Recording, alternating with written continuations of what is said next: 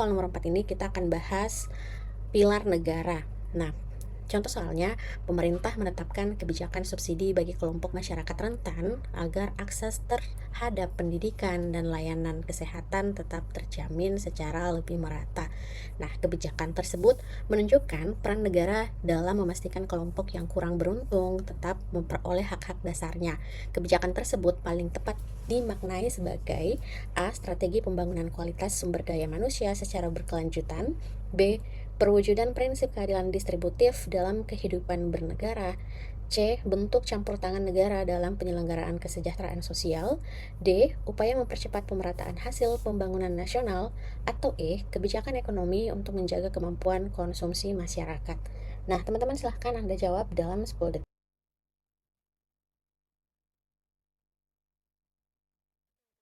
Benar sekali, jawaban yang tepat adalah B, karena kebijakan subsidi kepada kelompok masyarakat rentan mencerminkan keadilan distributif, yaitu upaya negara mendistribusikan dukungan dan sumber daya secara proporsional agar kelompok yang lemah tetap memperoleh akses yang adil terhadap hak dasar.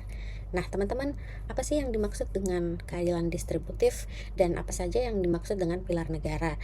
Jadi, teman-teman, pilar negara adalah dasar utama yang menjadi penyangga kehidupan berbangsa dan bernegara di Indonesia. Dalam konteks TWK, pilar negara Indonesia itu terdiri dari 4 pilar kebangsaan, yaitu satu, Pancasila sebagai dasar negara dan ideologi bangsa. Yang kedua, Undang-Undang Dasar Negara Republik Indonesia tahun 1945 sebagai konstitusi atau hukum dasar negara. Yang ketiga, Negara Kesatuan Republik Indonesia atau NKRI sebagai bentuk negara Indonesia yang utuh dan tidak terbagi-bagi. Dan yang keempat adalah Bhinneka Tunggal Ika sebagai semboyan negara yang menegaskan persatuan dalam keberagaman. Nah, teman-teman, jadi ketika Anda mendapatkan soal pilar negara, maka 4 pilar kebangsaan inilah yang wajib Anda pahami, seperti itu. Oke, teman-teman, kita ke contoh soal selanjutnya.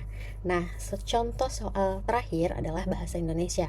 Karena teman-teman dalam subtes yang kita pahami bersama, itu kan ada 5 ya: nasionalisme, integritas, bela negara, pilar negara, dan bahasa Indonesia.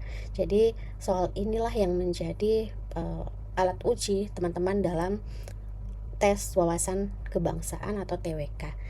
Oke, teman-teman, perhatikan paragraf berikut. Pemerintah terus mendorong peningkatan literasi digital di tengah masyarakat. Hal ini penting karena arus informasi yang sangat cepat sering kali tidak disertai dengan kemampuan menyaring kebenaran isi informasi tersebut. Akibatnya, masyarakat mudah terpengaruh oleh berita yang belum tentu benar.